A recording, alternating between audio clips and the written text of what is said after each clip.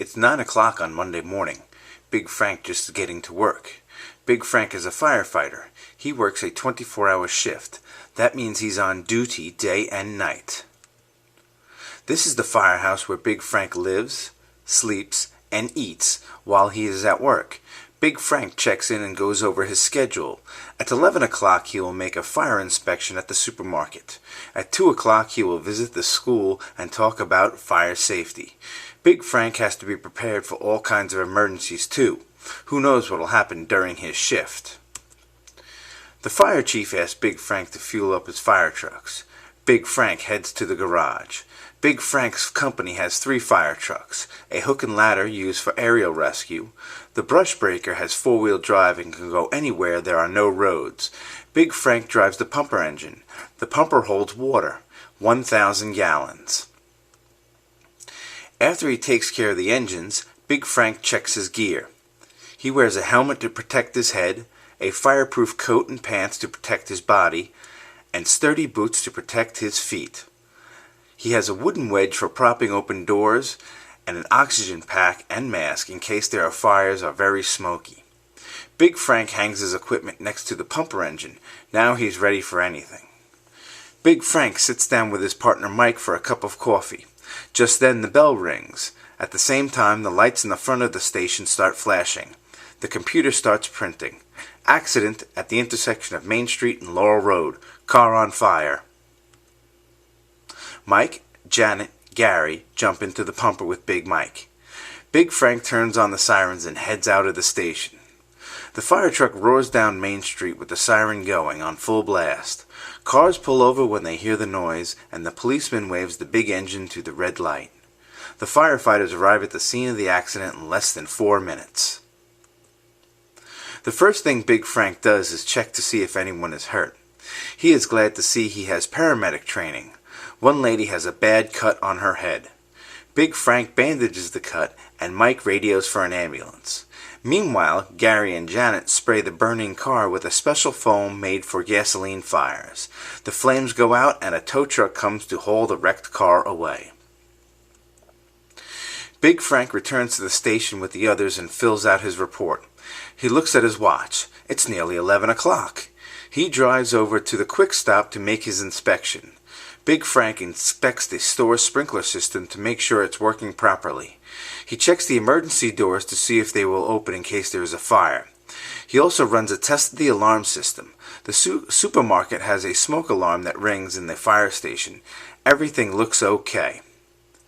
Back at the firehouse, Big Frank eats lunch with the other firefighters. He then takes a short nap in his bunk. At 2 o'clock, Big Frank and Mike drive the pumper engine over to Niceview Elementary School. Big Frank and Mike talk to 2nd grade class about fire safety. Mike tells them that smoke detectors are very important. He shows them how to check their smoke detectors at home. Big Frank teaches the class what to do in case of a house fire. He tells them to stay low so they won't breathe too much smoke.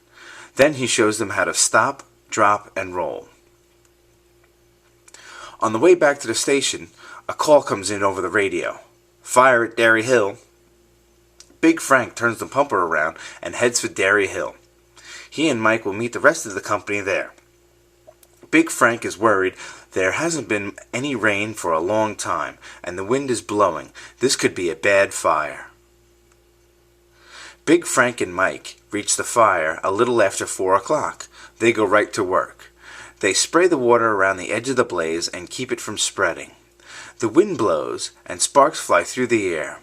When the rest of the company arrives, the fire chief tells Janet and Gary to hose down the roofs of the nearby homes. That will help keep the sparks from settling on the house fire. At nightfall, the winds pick up speed, and suddenly the fire goes out of control and races towards the forest. This fire is too big for one company to handle. Big Frank radios for help. 2 more companies are on their way. Big Frank knows all the firefighters from the other companies. He has worked with them many times. Together they make a good team. By midnight, they have saved nearly all the houses from catching fire. They have headed off the blaze to the north, south, and east, but the fire is still spreading to the west, through the trees. Even the brush breakers can't keep up.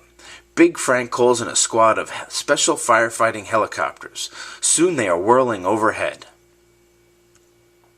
The firefighters battle the blaze from the ground. The helicopters drop the chemicals from the air.